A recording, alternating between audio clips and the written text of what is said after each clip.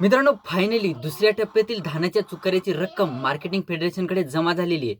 तर यामध्ये किती शेतकऱ्यांना याचा फायदा होणार आहे? म्हणजे मागच्या वेळेस जसं 168 कोटी रुपयांचा निधी मंजूर झाला होता, त्या अंतर्गत फक्त आणि फक्त 15,000 शेतकरी हे पात्र ठरलेले होते आणि 15 मे पर्यंत ज्यांनी विक्री केलेली होती, अशाच शेतकऱ्यांना मागच्या निधीमध्ये ही धानाची चुकाऱ्याची रक्कम वितरित झालेली होती. परंतु मित्रांनो, आता परत एकदा दुसऱ्या टप्प्यातील धानाच्या चुकाऱ्याची रक्कम ही निधी मंजूर झालेला आहे आणि या अंतर्गत किती शेतकरी पात्र ठरणार, कोणकोणत्या जिल्ह्यातील शेतकरी पात्र ठरणार, त्याचबरोबर ही रक्कम कधीपर्यंत शेतकऱ्यांच्या खात्यावर वितरित होणार, अशा अनेक प्रश्नांची उत्तरे आपण आजच्या व्हिडिओमध्ये क्लिअर करण्याचा प्रयत्न करणार आहोत. तत्पूर्वी जर चॅनलवर नवीन असेल तर चॅनलला सबस्क्राईब करा आणि समोरील जे बेल आयकन बटन आहे ते दाबायला विसरू नका.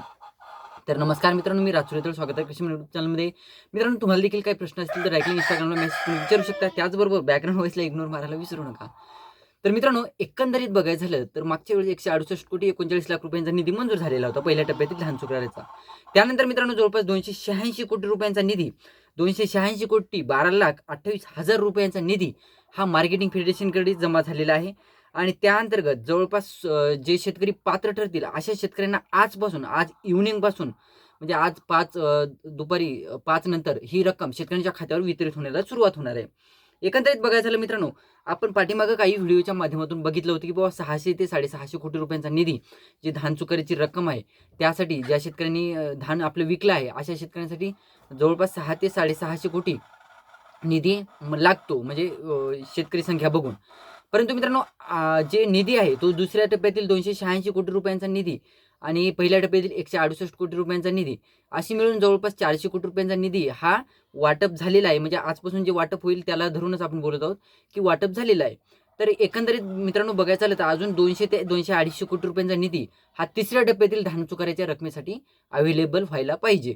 आता हा निधी जवळपास शेतकऱ्यांच्या खात्यावर आज इव्हनिंगपासून वितरित होणार आहे. परंतु या अंतर्गत सुद्धा बरेच शेतकरी असे आहेत ज्यांनी अद्यापही आपल्या धानाची जी रब्बी हंगामातील धानाचे जे चुकारे आहेत किंवा धान जे आहे तो मार्केटिंग फेडरेशनकडे किंवा धान खरेदी केंद्रावर विकलेलं नाही.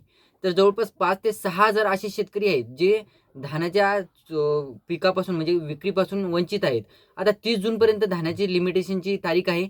तोपर्यंत तुमचं धानाचं जे खरेदी विक्री आहे ती करून घ्यावी आणि त्यानंतर तुमच्या धानाच्या चुकाऱ्याची रक्कम वितरित होईल. आता तुम्ही देखील या पात्र शेतकऱ्यांमध्ये असाल. आता नेहमी सांगायची काही गरज नाही. गडचिरोली, भंडारा, गोंदिया, चंद्रपूर या जिल्ह्यातील शेतकरी मोठ्या प्रमाणात धान उत्पादक शेतकरी आहेत. तर या जिल्ह्यातील शेतकऱ्यांच्या खात्यावर आता धानाच्या चुकाऱ्याची रक्कम ही वितरित होण्याला आजपासून सुरुवात होणार आहे. 286 कोटी रुपयांचा निधी जे आहे तो आज संध्याकाळी 5 वाजल्यापासून वितरणाला सुरुवात होणार आहे.